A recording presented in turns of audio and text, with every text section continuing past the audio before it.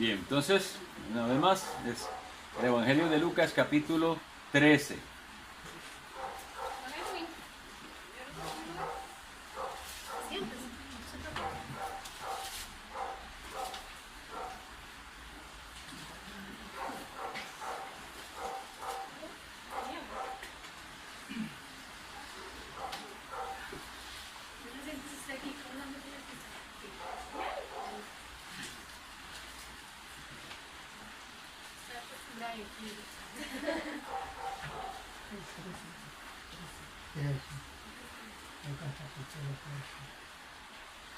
Vamos a leer de los versículos 1 al 9.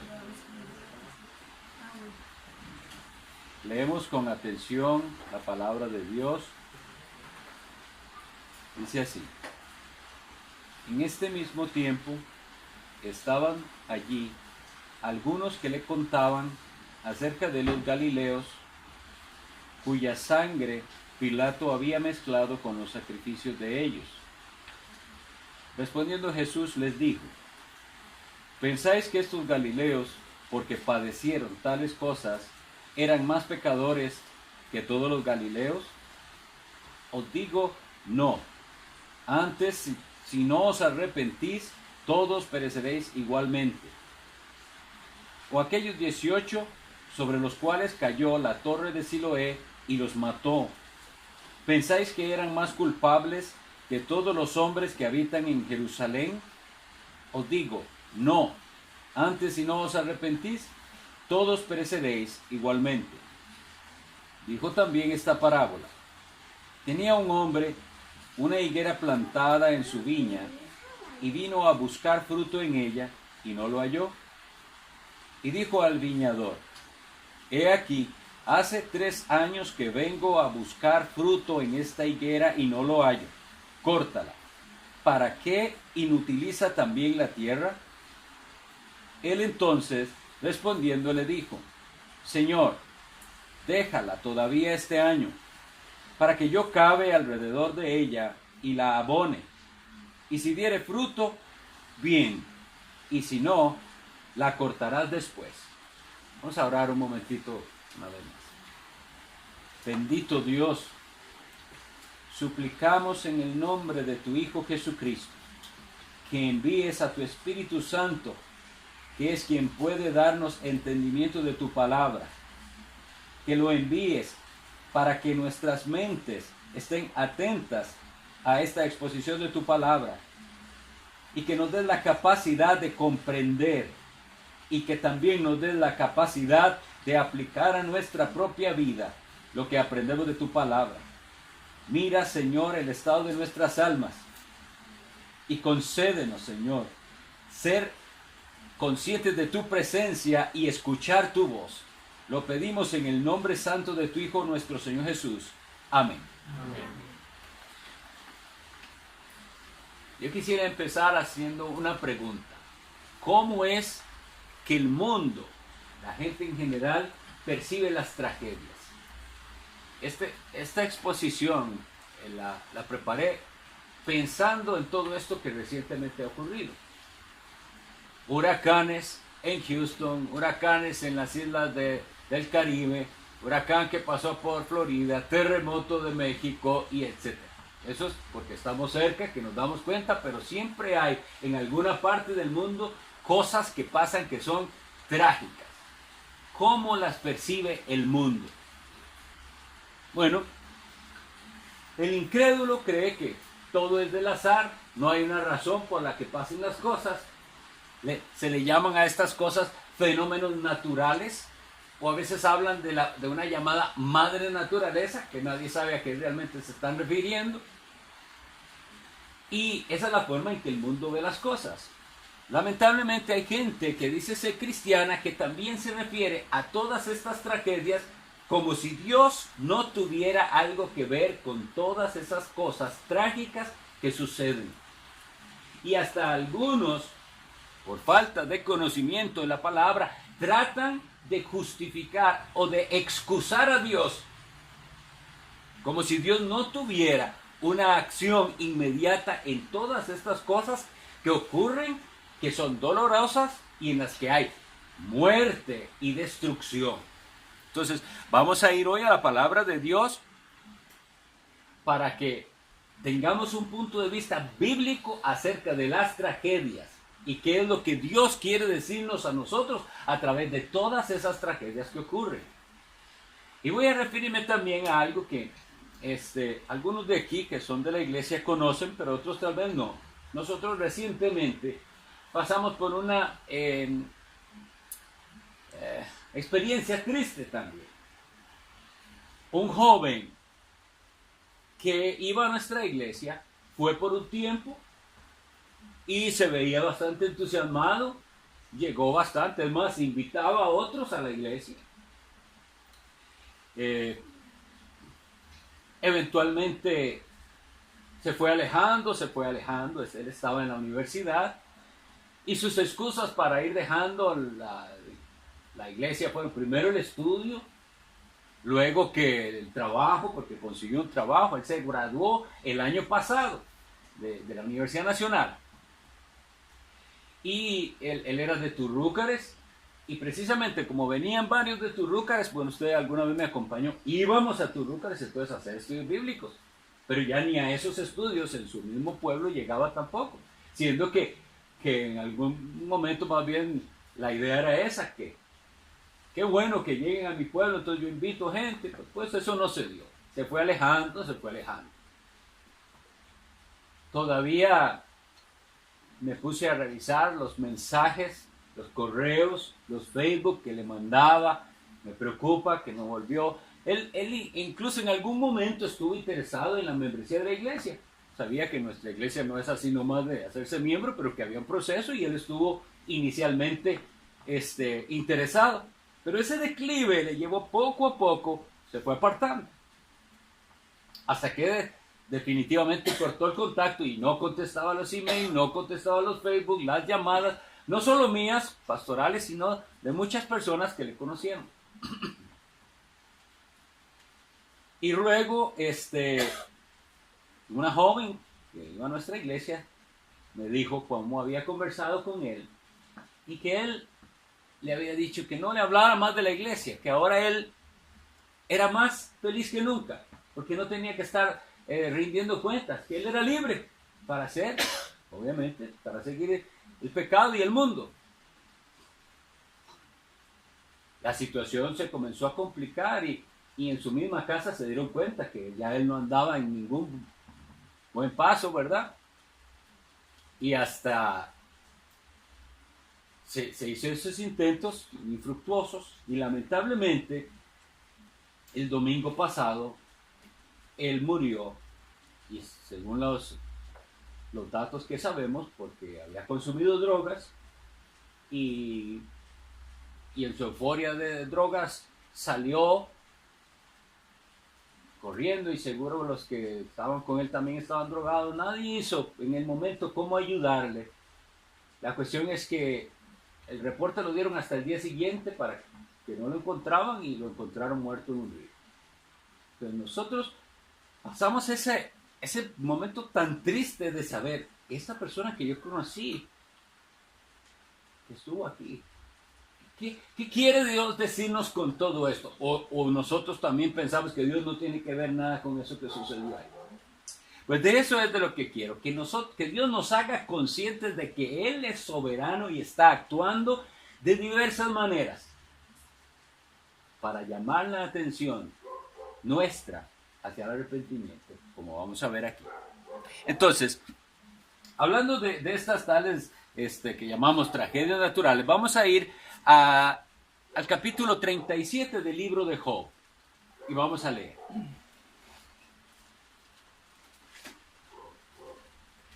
Y quiero que lo leamos despacio para que... Sí, Job 37.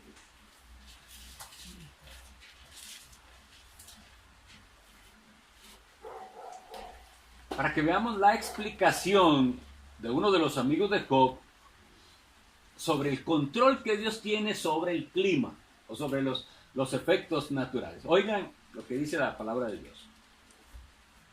Por eso también se estremece mi corazón y salta de su lugar. Eso está hablando es de la impresión que le da al que está diciendo esto considerar estos pensamientos. O sea, el corazón dice se estremece y salta de su lugar. Versículo 2. Oíd atentamente el estrépito de su voz y el sonido que sale de su boca. Debajo de todos los cielos lo dirige y su luz hasta los fines de la tierra. Después de ella brama el sonido, truena él con voz majestuosa, y aunque sea oída su voz, no los detiene. Truena Dios maravillosamente con su voz. Él hace grandes cosas que nosotros no entendemos. Porque a la nieve, dice, desciende a la tierra, también a la llovizna y a los aguaceros torrenciales. Así hace retirarse a todo hombre para que los hombres todos reconozcan su obra. Las bestias entran en su escondrijo y se están en sus moradas.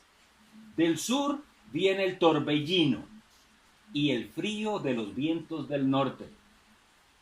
Por el soplo de Dios se da el hielo y las anchas aguas se congelan.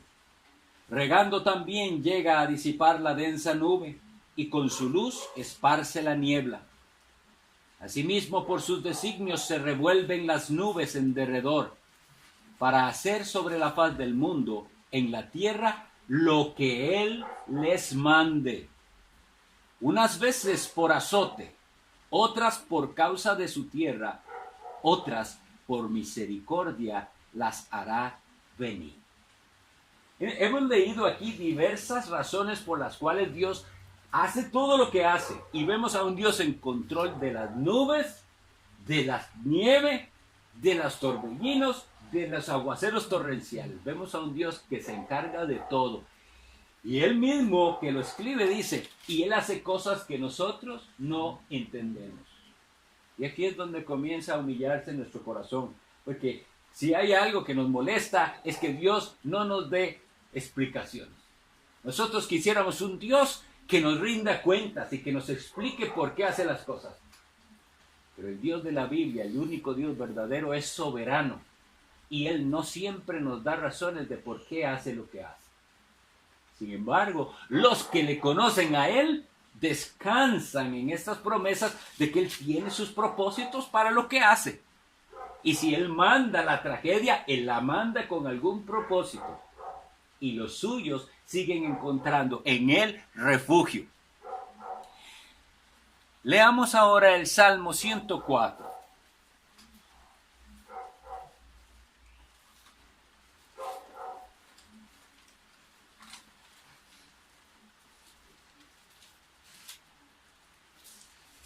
El Salmo 104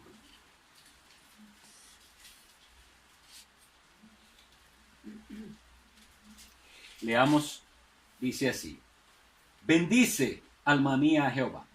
Jehová, Dios mío, mucho te has engrandecido. Te has vestido de gloria y de magnificencia. El que se cubre de luz como de vestidura, que extiende los cielos como una cortina, que establece sus aposentos entre las aguas, el que pone las nubes por su carroza, el que anda sobre las alas del viento, el que hace a los vientos sus mensajeros y a las flamas de fuego sus ministros. Esto es una explicación de Dios en control de todos los elementos naturales. Y es algo tan interesante que dice que Él cabalga. Y esos vientos huracanados que nos dan temor, nos están mostrando una parte de la magnificencia y el poder de Dios. Porque si Dios quisiera, nada más aplasta todo el planeta de una sola vez. Y no lo hace así. Nos muestra poco a poco su magnificencia para que aprendamos a temerle. Vamos a ir al Salmo 135:7. Estas solo son unas citas para que veamos qué es lo que la Biblia dice de Dios en control de los elementos y del clima y de todo lo que ocurre.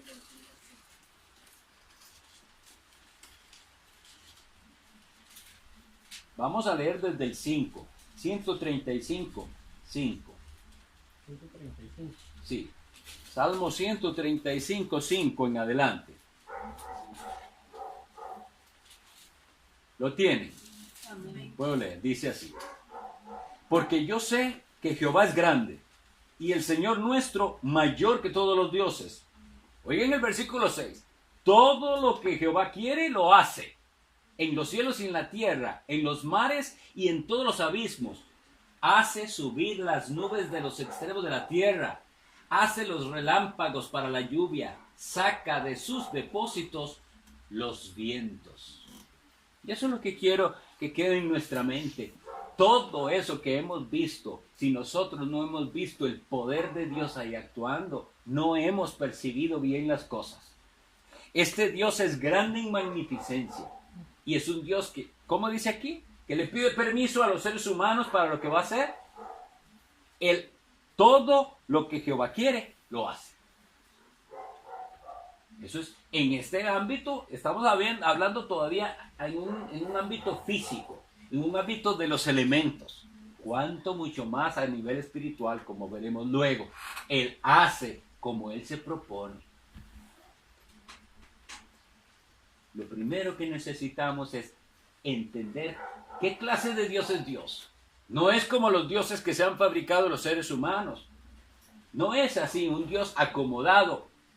Que la gente, como el otro día decía esto, la gente se hace una idea de Dios en la cual ellos razonan y dicen, yo no creo que Dios se moleste por esto. Yo no creo que Dios quiere que yo esté solo. Yo no creo que Dios se... Y así, es un razonamiento humano de cómo ellos piensan que piensa Dios. Dios ya se ha revelado a nosotros por su palabra. Y como Él dice que es, así es Él. Entonces vemos un Dios que es soberano y que ha hecho todas las cosas con un propósito, aunque como leímos al inicio, no siempre lo entendemos.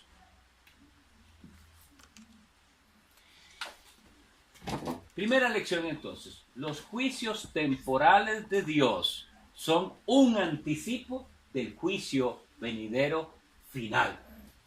Dios ha hecho juicios en esta tierra durante los miles de años. ¿Cuántos se acuerdan de aquel primer juicio de el diluvio? Que llovió y que las fuentes, dice, de los cielos se rompieron, por usar el lenguaje bíblico, y durante 40 días y 40 noches llovió sin cesar. ¿Por qué creen que hay tantísima agua en la tierra? ¿Por qué creen que dicen que es como el 60 o 70% del planeta es agua? ¿De dónde creen que salió? De ese diluvio universal.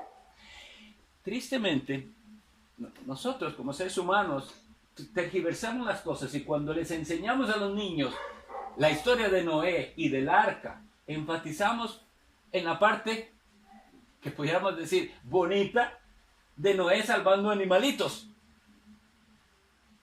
Y un arca llena de animalitos que se salvaron. Pero no estamos siendo deshonestos al pensar en los miles de no solo animales, sino de personas que murieron ahogadas. Grandes y pequeños, ahogados por el juicio de Dios. Porque el pecado llegó a un extremo que dijo Dios, raeré de sobre la faz de la tierra toda ser viviente. Solo Noé, su esposa, sus hijos y las esposas de sus hijos, con el propósito que Dios tenía, por gracia, por misericordia lo salvó. Entonces, ese es un juicio de Dios, pero todavía no era el juicio de Dios final, porque Dios dio una oportunidad más y se llena la tierra. Ellos poblaron de nuevo el mundo y les volvió a dar el mismo mandato del inicio: fructificar, multiplicaos, llenad la tierra. Tienen que dominar esta tierra. Bien, ¿cuántas veces entonces en toda la historia bíblica vemos juicios temporales de Dios? Sodoma y Gomorra, unas ciudades que estaban en las perversiones más terribles, y Dios le comunica a Abraham, ustedes han leído la historia, pero si no, ahí está en Génesis, lo que va a hacer. Va a destruir esas ciudades. Y comienza una negociación de Abraham.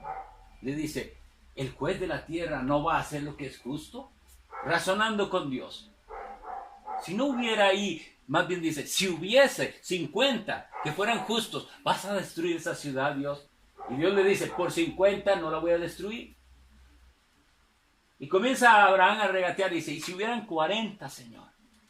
No, si hay 40 no la destruyo. Perdóname, Señor, que empecé a hablar, voy a arriesgarme. ¿Y si hubieran 30? Y ahí se va y usted lee y usted dice, esto es como un abuso de este hombre, seguir intercediendo. ¿Y si hubieran 20? ¿Y si hubieran 10? Y dice, Señor, por esos 10 no la destruiría. Y no había ni 10 justos. Y el Señor solo salva a Lot y a sus 2 hijas y a su mujer, pero su mujer tenía el corazón en el mundo y en el pecado, porque vuelve a ver atrás y se convierte en estatua. Ese es un juicio temporal. Ahora, vean qué interesante. Ustedes saben que hay sectas y gente que no cree en el infierno, en una condenación que es eterna. Pues la Biblia dice que Cristo cuando vino al mundo y predicaba, le dijo a las ciudades que él predicaba, que el juicio para los habitantes de Sodoma no iba a ser tan grande como el de ellos, porque ellos habían escuchado la palabra directa de él y no se habían convertido. Entonces pongamos atención, si Cristo está diciéndoles a ellos, en el día del juicio, el castigo para Sodoma será más tolerable que para ustedes, ¿qué está diciéndonos? Que aquellos que murieron en Sodoma y Gomorra por el fuego todavía esperan un juicio que viene. Recibieron un juicio temporal, pero viene el juicio verdadero, final, en el que serán echados al lago de fuego que arde con azufre, como dice la Biblia. Y aquí es donde quiero que meditemos un poco. Estas tragedias que pasan, huracanes, terremotos, cualquier angustia de esas, o incluso las angustias que les han llegado a ustedes. Piense, bueno, una hermana me puede hablar, que ella me ha contado su testimonio de cómo padeció tan terriblemente en el hospital, y así, cada uno de nosotros ha experimentado tal vez una enfermedad, tal vez unos días de fuerte dolor, de angustia, y siempre en esa angustia hay un pensamiento ahí que le dice, esto ahorita pasa, ahorita me compongo, ahorita me voy a curar. Hay una esperanza de curarse, hay una esperanza de que eso pase. Igual los que hoy están sufriendo, aunque están sufriendo, ellos tienen esperanza, de alguna manera vamos a hacer, de esto vamos a salir, ayuda va a venir. Y de verdad, aunque cueste, aunque dure años, llegarán a salir adelante. Y esto es lo que quiero que meditemos. En el infierno no hay esperanza. Alguien que está en el infierno no puede pensar, ya, pronto. Piensa en eso. No hay un pronto, no, es nunca más tienes esperanza. Ese es el juicio definitivo de Dios, en el cual la Biblia dice, vamos a leerlo entonces mejor. Marcos capítulo 9.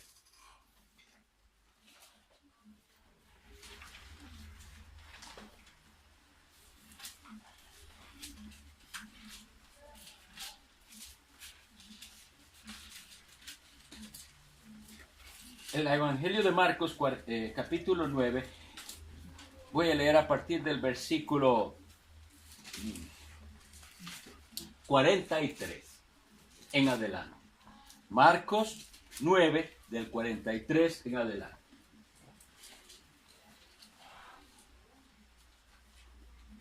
Y dice así, es Jesucristo, nuestro Señor, que está hablando. Si tu mano te fuera ocasión de caer, obviamente de caer en pecado, estamos hablando, córtala. Mejor te es entrar en la vida manco que teniendo 2 manos ir al infierno, al fuego que no puede ser apagado, donde el gusano de ellos no muere y el fuego nunca se apaga. Y si tu pie te fuera ocasión de caer, córtalo. Mejor te es entrar a la vida cojo que teniendo 2 pies ser echado en el infierno, al fuego que no puede ser apagado, donde el gusano de ellos no muere y el fuego nunca se apaga. Y si tu ojo te fuera ocasión de caer, sácalo. Mejor te centrar en el reino de Dios con un ojo, que teniendo dos ojos ser echado al infierno. Y repite, donde el gusano de ellos no muere y el fuego nunca se apaga. Entonces, ¿entienden lo que quiero transmitir? No hay descanso. Usted no puede pensar, esto ahorita pasa, ahorita me curo. No hay descanso. El gusano de ellos no muere. Se refiere a ese tormento constante, continuo. Y nosotros, de manera natural, queremos negar que esto está aquí en la Biblia.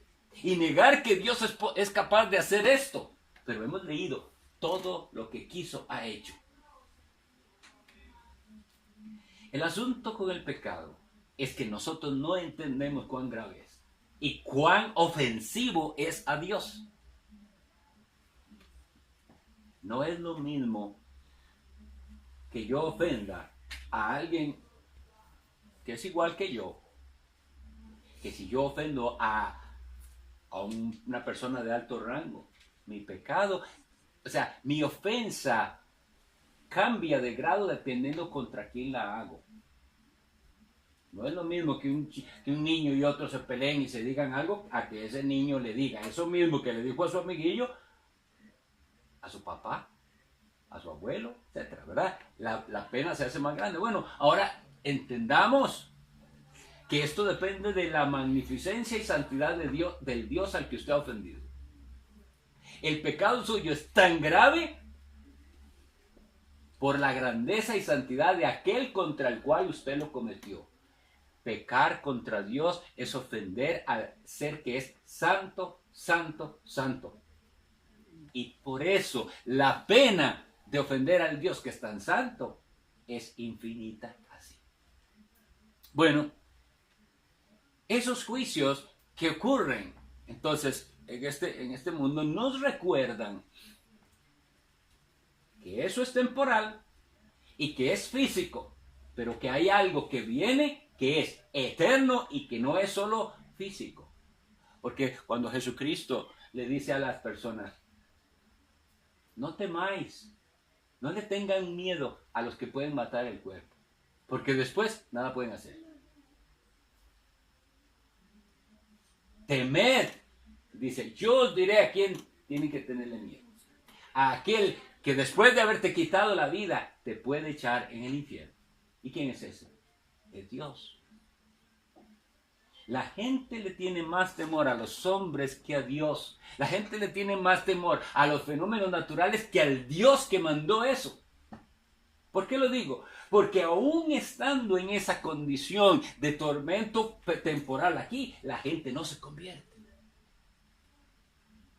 Lo lógico sería que uno pensara, este Dios es tan poderoso que puede soplar y botar una isla entera, hacerla hundirse. Tengo que tenerle temor a ese Dios. Voy a arrepentirme, a clamar, porque Él es el único que puede en su misericordia salvarme a mí. Y el ser humano no hace eso, sino que se rebela y sigue rebelándose contra Dios.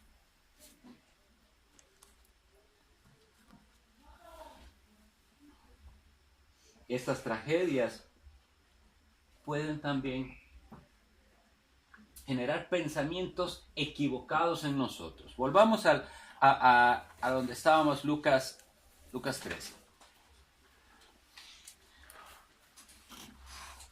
Hay dos cosas que Cristo cuenta en Lucas 13. Una es un episodio de algo muy feo que ocurrió a unos galileos. Galileos es porque vivían en esa región que se llama Galilea. Ahí habían varios. Ustedes saben que en esta época Israel estaba bajo el dominio del Imperio Romano.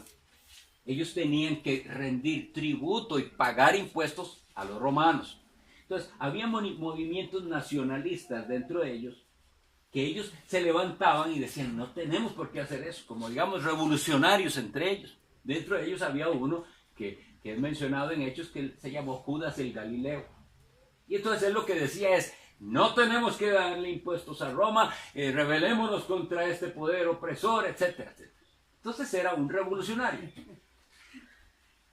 Pero ¿sabe qué hizo Pilato con ese revolucionario? Aquí dice que, y vean,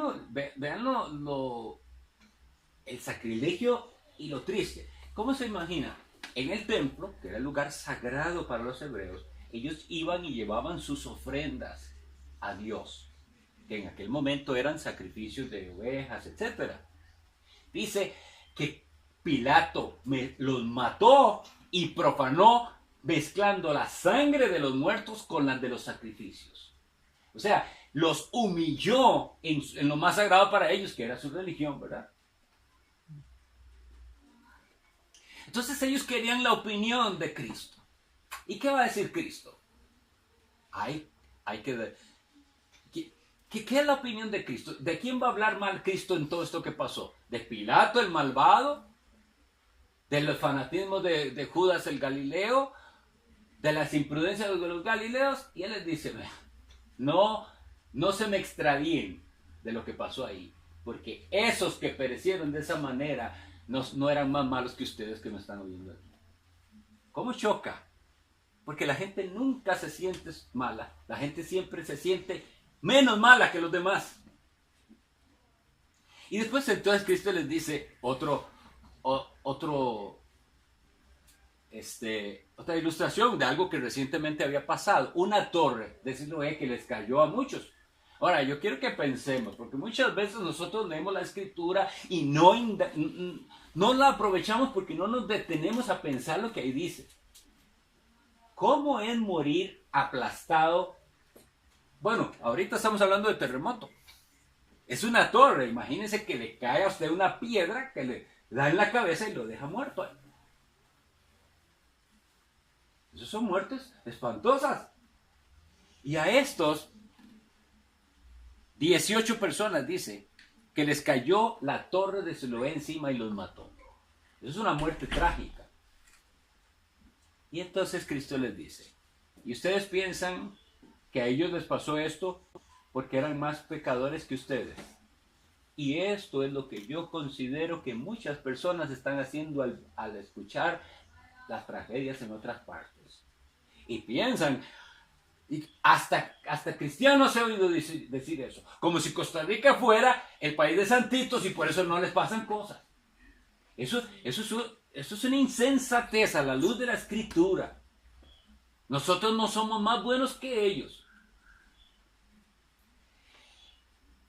Que todos los que les ha pasado terremotos y huracanes. Eso es una maldad del corazón, pensar que fue por eso. Porque aquí dice, os digo no es que ellos sean peores.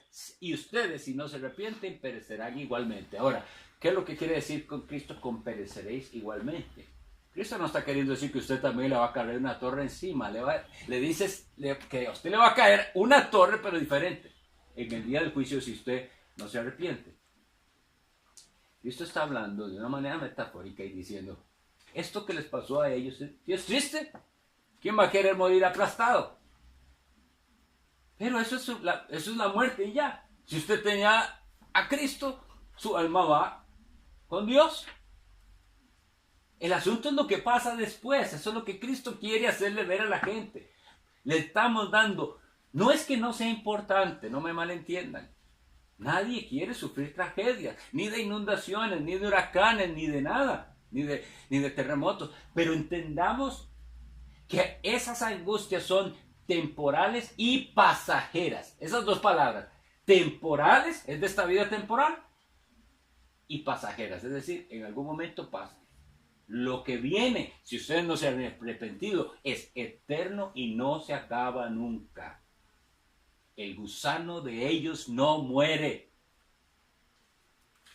Y el fuego nunca se apaga. Y entonces, nosotros estamos, si lo hemos pensado, llamados a arrepentirnos. Si hemos pensado que es que a los de México les pasó eso, porque son más malos que nosotros, tenemos que arrepentirnos. Somos tan malos como ellos. Y aquí hay gente peor de mala también. Pero viene la misericordia de Dios y le dice, Pero si usted se arrepiente, hay esperanza. Porque esa es la grandeza del Evangelio. Nos presenta primero la realidad de quiénes somos delante de un Dios tan santo. Nos presenta, sí, el juicio que viene, porque algo debemos entender. Si en el Evangelio que usted le han predicado no le hablaron del juicio, usted no ha escuchado el Evangelio completo. La Biblia dice en Romanos, alguien lo puede buscar para mí, Romanos 2:16.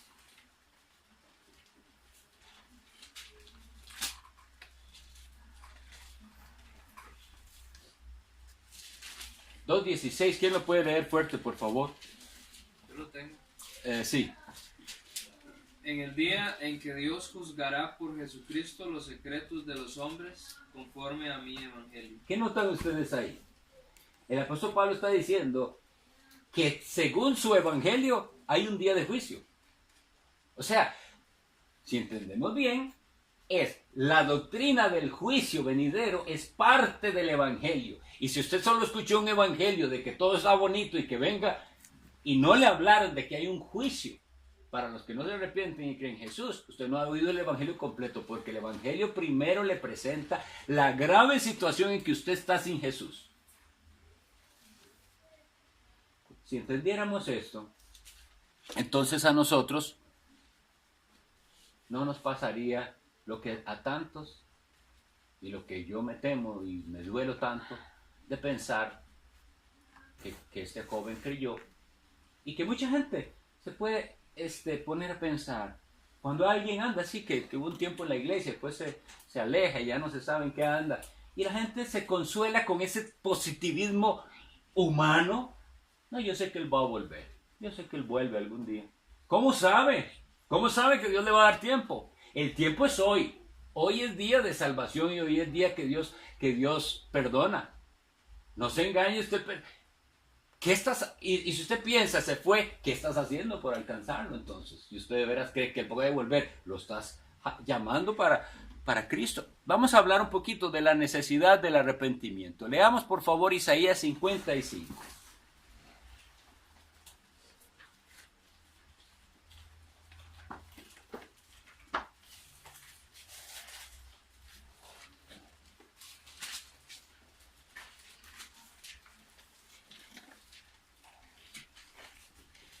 ¿Cómo dice Isaías 55:6? Dice así: buscad a Jehová mientras puede ser hallado, llamadle en tanto que está cercano. ¿Qué significa esto? Que habrá un momento en que usted llamará y él no va a responder. Y si eso no nos da temor, entonces no creemos la Biblia. Hoy puede usted clamar a Dios. Hoy usted puede pedirle perdón y clamar que cambie su corazón. Pero la gente se engaña a sí mismo y lo pospone. Ellos piensan que después, yo tengo que arreglar cosas. Usted no puede arreglar nada. Es Dios que le puede arreglar su vida si usted se arrepiente. Pero mucha gente habla así. Me parece que esas fueron las palabras de este joven según su madre, que ella no es creyente, pero él tenía que arreglar cosas, que no podía volver. ¿No? ¿Quién te dijo que tenés el poder de arrepentirte cuando quieras? No es así. Llamadle cuando, dice, buscadle cuando puede ser hallado. Vamos a leer en Hebreos capítulo 3, y es interesante que aquí en Hebreos se mencione, es algo que aparece en los Salmos, esto es de los Salmos, pero en Hebreos se repite 3 veces lo mismo. Y veamos qué es. Hebreos capítulo 3. Vean el versículo 7. Vamos a ver si es.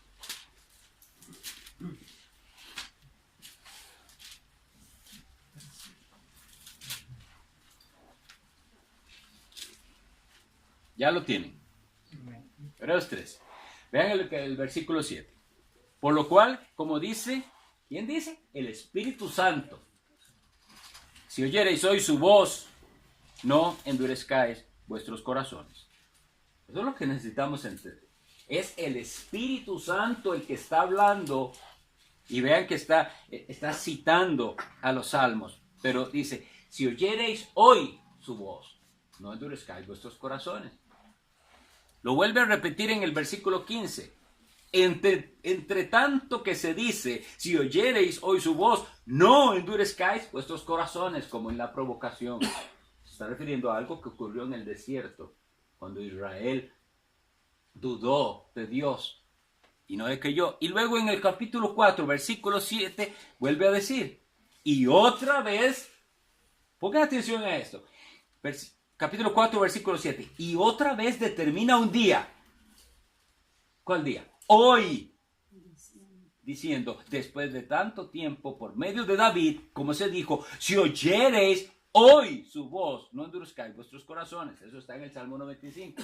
A lo que yo quiero llamar su atención es que eso que dice en el Salmo 95, aquí en Hebreos aparece 3 veces, tan seguidas. ¿Por qué? Porque es una alerta que está dando el escritor y dice, esto es para allá, no se puede posponer. Es una locura que usted posponga lo que no está en sus manos. Si usted, por ejemplo, está hoy escuchando aquí el Evangelio y usted sabe que tiene que arrepentirse y creer en Jesús, y usted no lo hace hoy, ¿cómo sabe que usted llega mañana? Ese es el gran problema que nosotros tenemos, que no consideramos que nuestra vida está en manos de Dios, y si Dios dice, hasta aquí. Segunda a los Corintios 6:2. Búsquenlo por favor para aquí. Este es un versículo hermoso. Segunda a los Corintios 6:2. Leamos el 6:1 y 2. ¿Lo tiene Jordan ahí? Fuerte, a ver. 6:1 y 2. Así pues, nosotros, como colaboradores suyos, os exhortamos también a que no recibáis en vano la gracia de Dios, porque dice, en tiempo aceptable te he oído, y en día de salvación te he socorrido. He aquí ahora el tiempo aceptable, he aquí ahora el día de salvación. ¿No ven en esto que estamos leyendo al Espíritu Santo haciendo un llamado? Pero el asunto es que nosotros, para poder atender este llamado, no necesitamos oírlo con estos oídos físicos, porque esas palabras ustedes las pueden oír y hasta repetirlas. Pero Cristo solía decir esto: el que tiene oídos para oír, oiga. Y en el Apocalipsis, Jesucristo exaltado, glorioso, se aparece al profeta Juan, al apóstol, y le da un mensaje para 7 iglesias, y a todas les dice: el que tiene oídos, oiga lo que el Espíritu dice. Pero esa frase, el que tiene oídos, ¿a qué creen que se refiere? ¿Que un sordo no se puede convertir? No, es ese oír espiritual, ese entendimiento. El que entiende esto, porque ha sido ya despertado de su sueño de muerte por el Espíritu Santo, entiende y entonces atiende. Una vez que entendió el llamado, lo atiende. Si usted ve que una persona oye, pero no atiende, es porque no ha oído.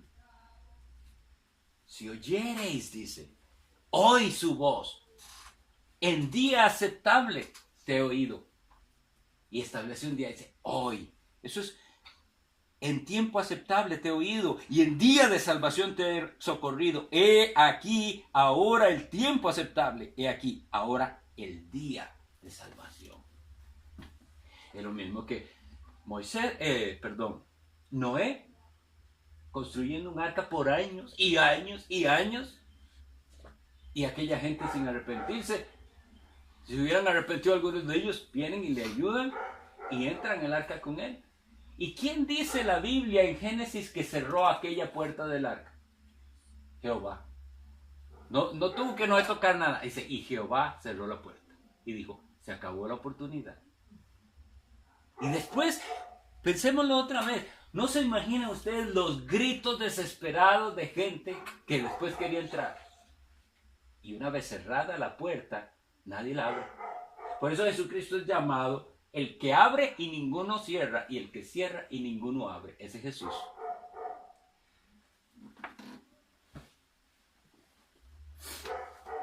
Volvamos por favor a Lucas capítulo 13. Ya voy a ir concluyendo. Porque vean que esto está conectado. Ahora Cristo había confrontado a estas personas con su pecado y con estar pensando que los demás son más pecadores que ellos. Y les dice que tienen que arrepentirse. Seguido de esto, vean que en el versículo 6 les dice esta parábola. Bueno, yo la leí para ustedes. Es una parábola en la cual un hombre tiene en su plantación una higuera que no está dando fruto y le dice al viñador que la corte ya. Pero el viñador negocia con el hombre y le dice, démosle un año y yo voy a hacer lo posible. Voy a cavarle alrededor de esta higuera, la voy a abonar. Y si en un año no da, corta. ¿De qué está queriendo Cristo decir aquí? Él acaba de hablar del arrepentimiento. Acaba de decir, si no os arrepentís, pereceréis. Y ahora está diciendo una parábola en la cual hay un tiempo de gracia.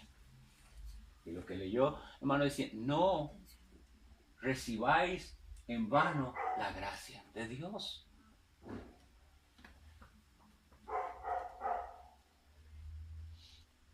Llegó el momento en que, como también dice Juan el Bautista, a la verdad el hacha está puesta a la raíz de los árboles. Y todo árbol que no da buen fruto es cortado y echado en el fuego. ¿Cuándo es que esa hacha va a hacer su función? Nosotros no sabemos. Ni yo sé decirles a ustedes si Dios les va a dar una oportunidad de una semana, de un año, de un mes, no sé, o de años. O si no les va a dar más nunca una oportunidad. Pero llega el momento, porque Él dice, y si no diere fruto, la cortas. El asunto es, ustedes que tienen Biblia, que han leído Biblia, que van a una iglesia, el asunto es, ¿está dando fruto? Porque si no da fruto, eso es lo que va a suceder. Es cortado. Yo creo que muchas personas no meditan en la seriedad de las cosas santas y espirituales y las toman con poca seriedad. Las toman con poca seriedad. Pero nosotros estamos hablando de algo más serio que cualquier otra cosa. En ciertas sesiones de consejería que yo ofrezco, ¿verdad? A veces cuesta mucho ponerse de acuerdo para que la persona venga y conversemos. Y yo a veces me admiro que la gente quiere, yo hago lo posible por acomodarme a las personas para atenderlas, pero hay gente que quisiera que sea en el momento en que ellos pueden o cuando ellos quieren o cuando se les ocurre y yo me puedo pensar, si esa persona le diagnostican o se siente con síntomas de cáncer, que ha leído ahí cómo es un cáncer de estómago, y comienza a verse los síntomas de todo. ¿Ustedes no creen que esa persona saca una tarde y se va a hacer los exámenes? ¿O pide el día de vacaciones y va a verse con el doctor? Yo les aseguro que lo hace. Y sin embargo, cuando es algo del alma, lo posponen y lo posponen y dicen, nunca, no tengo tiempo, pastor, yo no puedo llegar a esa hora, no sé, y nunca se puede. Nunca tienen tiempo para algo que sí es verdaderamente grave. El que vea lo grave que es lo de su alma, él saca el día, saca la tarde, hace lo que sea y viene a decir, ¿qué puedo hacer? ¿Qué es lo que yo tengo que hacer? Esa es la respuesta, la única respuesta sensata una vez que uno ha entendido el Evangelio, una vez que uno ha oído y uno sabe, algo tengo que hacer. No entiendo bien qué, pero yo estoy en esa condición. No me he arrepentido de mis pecados. Todavía vivo en pecado. Tiene que buscar. Y estamos para llevarle al que sí puede. Es el médico divino, es el Salvador Jesucristo. Él es el que tiene la solución. Nosotros desviamos como generalmente la atención. En esto de los funerales es muy triste, porque este funeral que ocurrió hace poco, y entonces todo el mundo está desviando su atención. en él, en otras cosas, en qué hubiera pasado, qué problema las drogas, ¿verdad? ¿Y qué problema de las drogas? ¿Qué problema el pecado del corazón? ¿Qué problema es tu corazón que te lleva a buscar en otra cosa que no es Dios tu deleite? ¿Ve? Pero ¿cómo es que nos desviamos de lo que realmente es importante? En este caso que les conté, sí, uno puede decir que el problema de las drogas y darse en toda la vela a hablar de las drogas y de los narcotraficantes y de todo eso. Conversación que no sirvió para nada. El asunto es, ya de esa persona no podemos hablar nada. No necesitamos, no tiene sentido, pero de usted y de mí sí podemos hablar. ¿Cómo estás para ese día?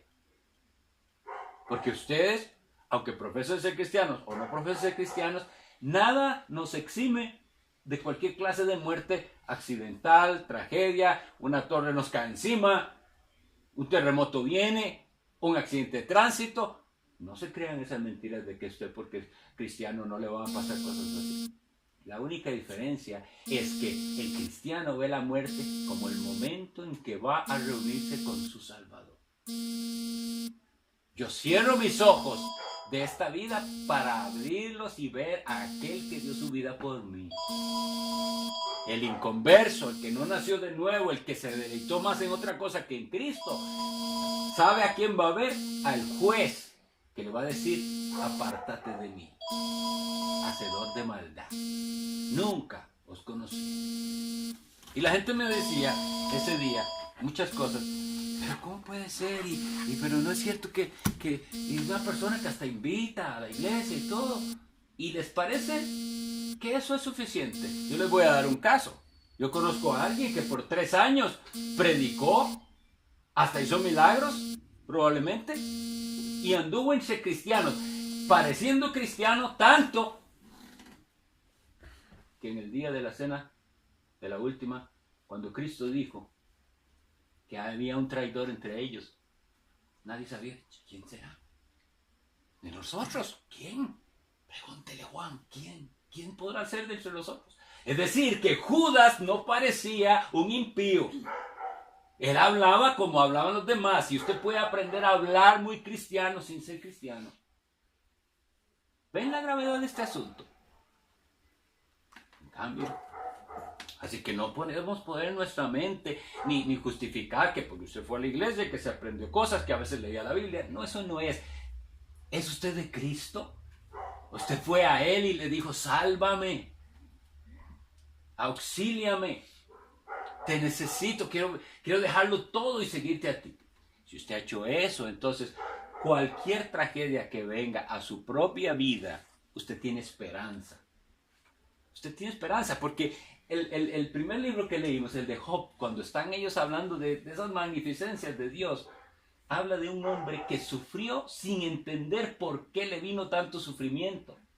Pero él se sostuvo pensando que el Dios en el que él creía era un Dios misericordioso, que después lo restauró.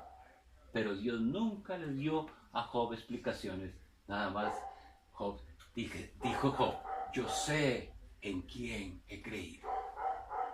Que el Señor bendiga esta breve exposición de tu palabra. Si hay alguien con comentarios y los quiere decir en este momento, o alguna cosa quedó dudosa, por favor tenga la libertad de preguntar.